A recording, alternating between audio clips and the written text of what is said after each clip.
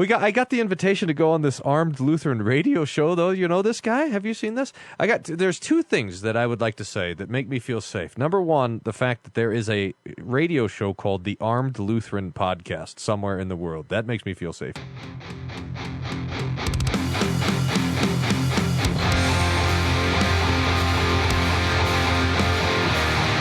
Bringing you law, gospel, and guns.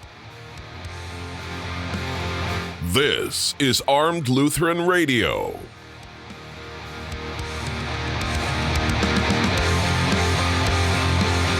Hey folks, welcome to another episode of Armed Lutheran Radio, a show about guns, hunting, competitive shooting, the natural right of self-defense, and what God's Word says about the issues surrounding gun rights and gun ownership.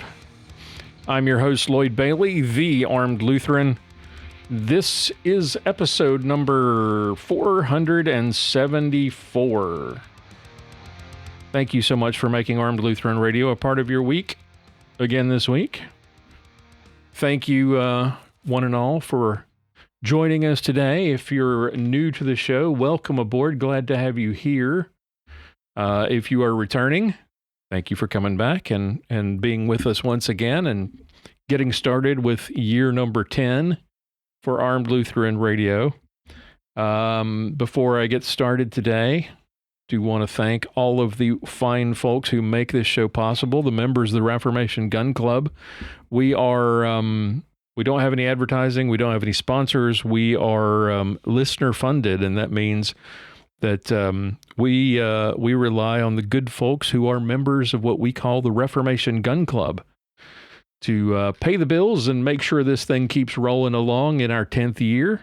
If you would like to join them, visit reformationgunclub.com or look for a link in the show notes for this or any of our previous episodes as we get ready to fire up. Like I said, I'm working towards episode 500. I mentioned this in last week's show. Episode 500 is the goal. We'll see if we can't get there this year and then see what happens from there. Who knows? But if you would like to come join us, we take donations through Give, Send, Go, and any amount is appreciated, and it every penny goes to help keep this thing rolling. Today's show is about what's been going on in Minnesota. I've held off talking about this. Usually, as is my wont, I take the John Correa rule and wait 72 hours before I comment on anything like this. It's been more than 72 hours since Renee Good lost her life after apparently striking an ICE officer with her car in Minnesota. Even at this point, and having seen multiple videos from lots of different angles, I'm not going to break down any of those videos or try to analyze anything and break down the shooting and make some judgment or announcement as to whether or not I think it's a good shoot or not. I have my own opinions on that, but I'm going to leave that to those who are frankly better trained and knowledgeable to make those kinds of judgments. What we do know is that all the media and politicians across the country who lost their minds after in the first 24 to 48 hours after the incident have had to backtrack or dodge tough questions in the aftermath after more evidence emerged. Originally, we didn't have as many angles and different videos to look at, and we've got lots of different angles now, lots more evidence, and the narrative has changed, but it's not going to stop the left from trying to make this into a big news story that is going to drive public opinion against the Trump administration or ICE or any of that. It's always how this works. But what I wanted to do, instead of commenting on or breaking down the validity of the self-defense claim, I would like to comment on a few things, point out a few things, make a few observations based on my dual vocations, both as citizen and as Christian. And the first thing I wanted to talk about was the idea of prayer. We should, all of us as Christians, mourn the death of Renee Good. It was unnecessary.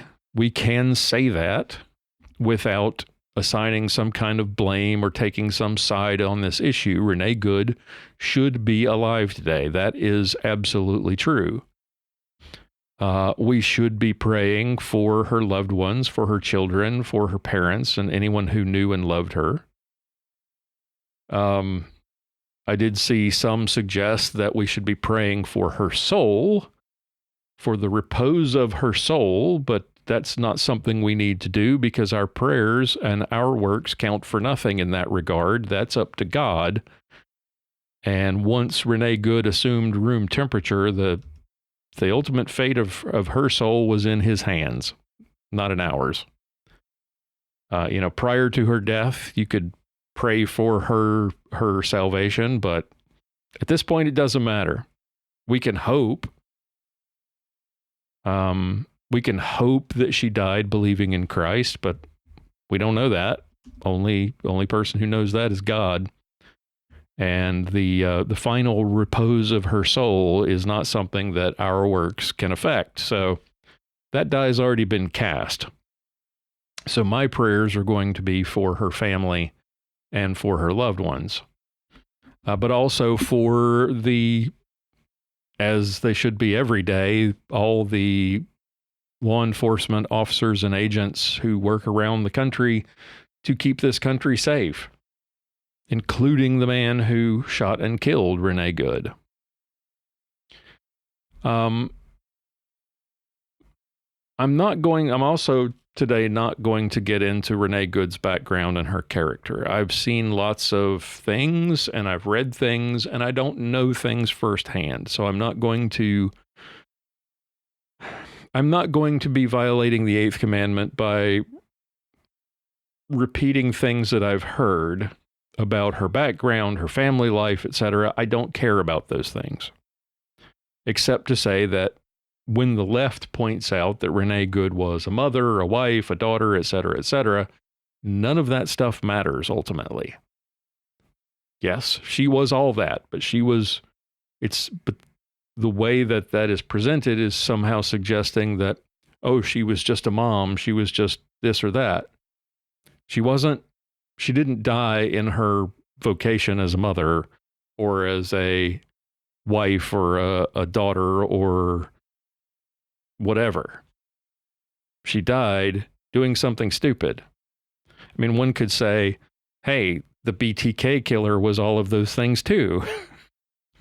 He was a father, he was a son, he was a pastor, a husband, and yet he was also a serial killer. Now, I'm not trying to compare Renee Good to BTK, but the point is that she wasn't killed in her vocation as mother. She wasn't killed for being those good things. She died because she was an idiot who intervened in a federal law enforcement operation on the behalf of criminals. And we'll talk more about that shortly. I do want to mention what I think of intent. I do not believe that Renee Good intended to strike the officer who shot her. I just don't. I don't think this was intentional. I don't believe that her actions were in any way malicious or intentional. But again, does that matter? No, it does not. We have seen another wave of demonstrations around the country, all strangely funded by the same socialist groups whose names show up on the beautifully printed posters and placards and signs. It's obvious that the left is itching, and the media is itching for a repeat of the George Floyd riots. Some have they're actually coming out and saying it, using Good and Floyd's names in the same stories. The problem is that the American people's pretty much over all that crap. We're done with it. Those of us like myself, who were horrified to see what happened to George Floyd before we knew all the facts, very quickly became tired of the way that story played itself out. The rioting and the mayhem that happened in the wake of the death of criminal crackhead George Floyd is a large part of why Donald Trump is again our president. And trying to repaint George Floyd as a white suburban lesbian isn't going to fly. The American people are sick and tired of that. And we don't care. The more they push, the more they do this kind of stuff, the harder it's going to get. You don't want us to enforce immigration law, and you're going to go out there and riot and burn? Fine. We're going to enforce immigration law even harder. There have been some arguments that I find incredibly unconvincing or questionable. Of course, there's the question of de-escalation. Could the officer have moved? The wussy boy mayor of Minneapolis, Jacob Fry, came out and, just like the wussy boy governor, Tim Walz, talked tough and used a bunch of profanity and threatened civil war. Very big, very statesmanlike. But that's not how it works. It's just as reasonable to point out to people like Jacob Fry and everyone else who thinks that the officer could have gotten out of the way or that he wasn't really hurt, that Renee Good could have done something differently too. She could have just complied, but she didn't. I've seen some arguments from some on our side, the pro-gun side, the conservative side, generally conservative side, arguing that it's possible the officer put himself in jeopardy, which would negate his claim of self-defense. I'm not well versed enough in the law to make a judgment on that. Again, I have my own opinions, as do 300 million other Americans, but whether he put himself in jeopardy or not, the fact still remains that Renee Good is the reason that Renee Good is dead. There is an old saying, you've probably heard it: don't go stupid places with stupid people and do stupid things. And by going to where ICE was making an arrest and by attempting to intervene, Renee Good caused her own death. Had she done something else, had she stayed home, had she simply stood by the side of the road and yelled like everyone else, instead of blocking the road, had she complied when the officers asked her to get out of the car, had she not tried to drive away to avoid being arrested, bottom line, had she simply not been stupid, she'd be alive today. And before we get to a couple of the bigger points, there's the comparison to Ashley Babbitt that I want to address. If you're big mad about Ashley Babbitt getting shot, but not angry about Renee Good, or vice versa, then you're a hypocrite. The fact is that both of them were breaking the law and both put themselves into positions that ultimately got them killed for no good reason. The don't go stupid places and do stupid things with stupid people argument applies to Ashley Babbitt too. Babbitt and Good would both be alive today,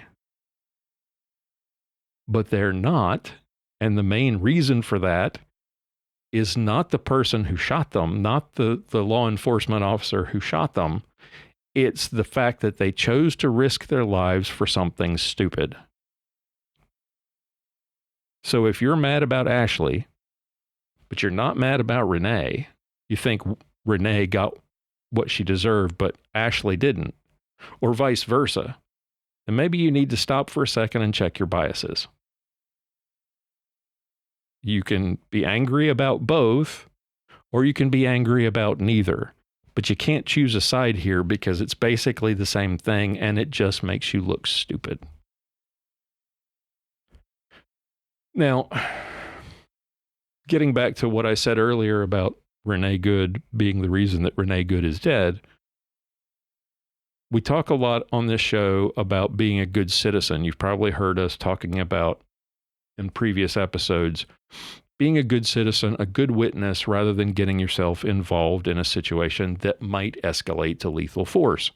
Renee Good could have done that. She could have been the good citizen instead of being the raving left-wing lunatic.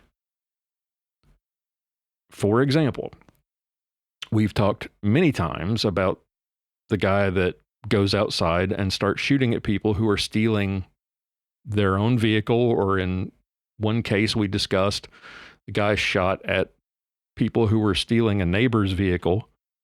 There's the Joe Horn incident that is famous here in Texas that is taught in our concealed carry classes. Horn looked out his window and saw people breaking into his neighbor's house and got upset. He didn't know his neighbors. He never really met them, had never talked to them, didn't know them, but he was upset. So he did the right thing and he called police. But then he did the stupid thing. And while on the phone with the police, and despite the urging of the dispatcher to wait, he grabbed his gun and went outside and risked his own life to confront and to shoot the burglars.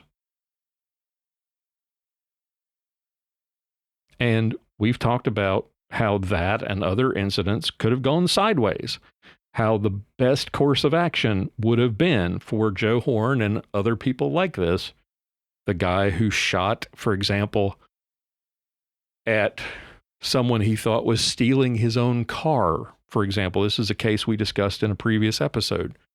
He thought his car was being stolen, so he stepped outside. Instead of calling the police, he steps outside with his AR-15 and takes shots at his own vehicle. Turns out it was his son borrowing his truck, and he killed his own kid. But in all those cases, they could have done something different. They could have chosen to be the good citizen, to take pictures, to take video, to call the police, to give them descriptions, to get license plate numbers, descriptions of the vehicles being driven, and so forth.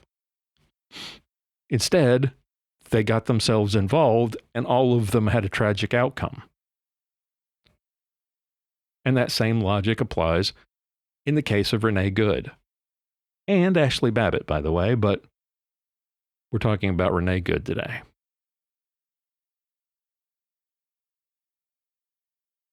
Anyone else listening who believes that ICE is really doing something that's not good, that's unconstitutional or illegal, if you really believe that, the proper course of action is to protest, is to vote, is to call your congressman, it's to wave signs. If you want to shout at ICE agents, fine. You look stupid doing it, but fine. Take video, take pictures, but don't get in the middle of things and try to impede law enforcement agents. Don't intervene, because there's a chance that things go sideways and you end up like Renee Good.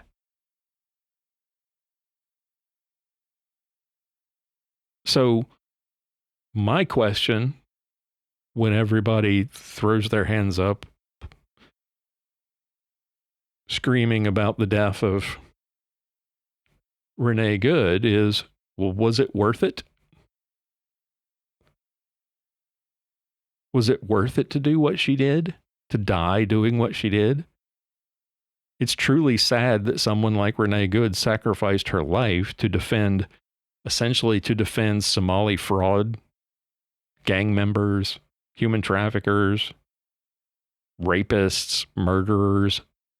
That's what she died for. And that's where we are in this country, apparently, where people are willing to confront and assault and impede officers of the state, law enforcement agents, in the defense of foreign rapists and murderers and con men and thieves. because they've been lied to and told that ICE is just rounding up people for no reason just because they're the wrong color.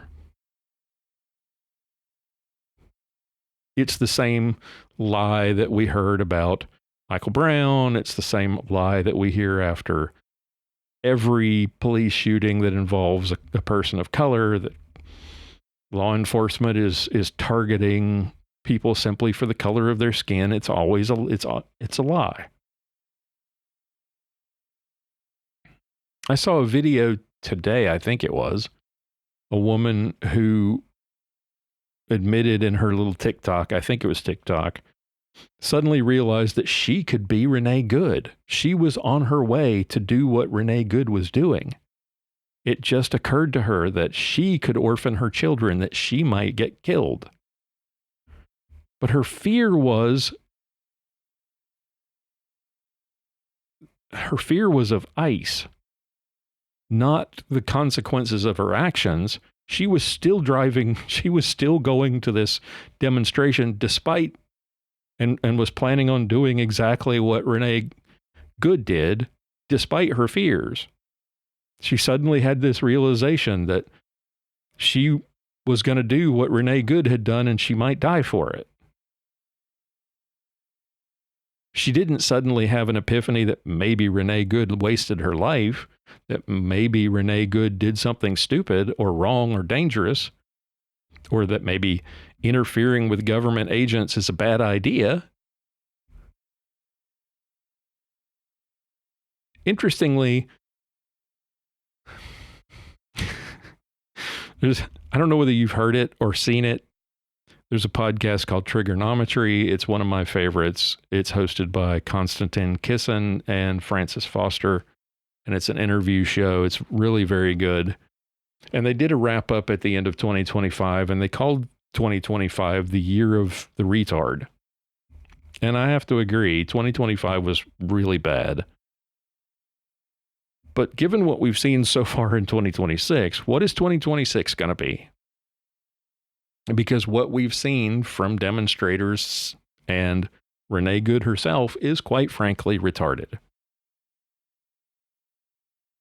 And you'll notice that in all of these demonstrations, there's a certain subset of the population that's involved in this retardation. 99% of these people are white, they're entirely left-wing, and they're usually older to middle age, and they're or very young, and they're paid for by groups on the left. And those groups need to be investigated, by the way, and I don't know why we're not.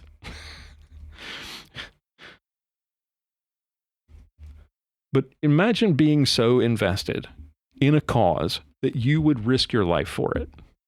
You would risk orphaning your children, making your spouse a widow or a widower.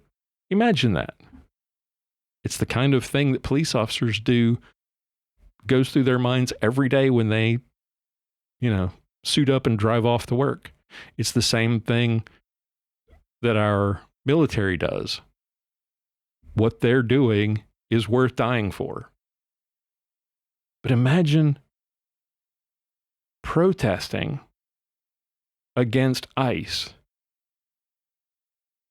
that you would risk your life and risk, death or injury or harm to your children. I mean, there were pictures I saw of women coming to these demonstrations with their small children, including infants, because they figured if they had a small child, then they wouldn't get hurt. They're willing to risk that their children might get injured in order to do this. We're not talking about demonstrating against slavery, because these demonstrators are defending people involved in human trafficking. We're not talking about ending corruption, because these people are out there protesting and defending people who have defrauded the American people and stolen their taxpayer money. We're not talking about protesting against rape or murder, because these people are actually out there protesting and defending rape and murder. They're risking life and limb to defend criminals who are not even citizens. Why? I think it comes down to something that we have talked about. Part of it is politics. Some of these are just hardcore people who see this as an opportunity to, knock the West down another peg. That's why you see all these socialist groups basically funding all of these demonstrations. But for the people who aren't the diehard socialists, I think it comes down to a crisis of meaning. And I saw a video exchange between a demonstrator and an ICE agent this week that I think illustrates this pretty well. There was this demonstrator with a camera or phone, and he's videoing this ICE agent. No, I can't really tell how old the guy was. He probably was in his 20s. The agent, although the demonstrator probably was as well. And he's heckling him and calling him, trying to insult him and saying that he should be ashamed of himself. And the agent replies that he loves his job. He says he can't believe that he gets paid to do that job and that he would do it for free. Now, mind you, the guy who's heckling him is probably getting paid to be there to heckle him. And if you take away that money, I don't know how many of these people would actually show up, but still, that's a side point. So he then asks the agitator, well, what do you do? Well, he's a physician's assistant, you see. He makes $200,000 a year. And the agent asks him, well, how long did you go to school for that, to become a physician's assistant? And he says, 7 years. And the agent just laughs. He says, I went to high school and I'm making more than you do. And the protesters only come back at this point after trying to suggest that he's better than the guy because he makes $200,000 a year. Now that doesn't work, his comeback is to suggest that he, the protester, is actually a benefit to society, but the ICE agent is not. And the agent corrects him. You don't really matter. You're out here in the middle of the day yelling at me, and nobody cares. And he's right. The protesters, with their inflated self-image, their bloated egos, think they're doing something worthwhile by taking off work to harass ICE agents who are arresting criminals.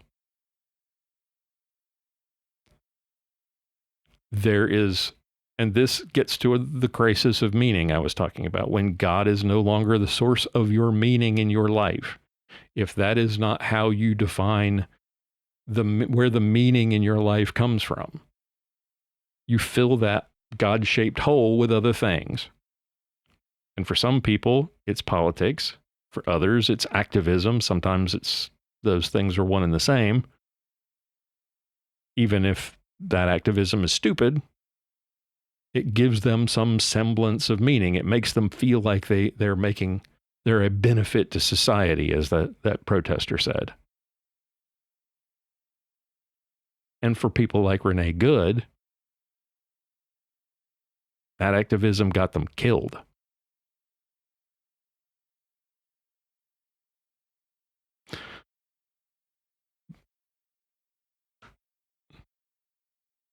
I don't know how to finish this up, except to say that we should be mourning Renee Good's death. It's a tragedy that she was killed. It's a tragedy that she was so deluded as to think that what she did was a good idea. It's a shame that it came to that point. And rather than praying for her soul, we should be praying for her family and her loved ones, her children, and for this country. That we have so many people who are so deranged that they would risk their lives and the lives of their children and their loved ones because they hate the country so much, they hate Trump so much, or their idea of what the country is so twisted that they would go to these protests and risk their lives rather than doing what they claim they support.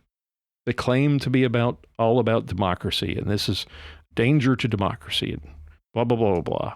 We've heard all that crap before. But in a democracy, what you do is you go out and you protest. You vote. You write letters to your congressman. You call your congressman. You call your senators. You make your voice heard. But you don't go out and interfere with the lawful actions of law enforcement agents who are just out there trying to keep the streets safe and doing their jobs.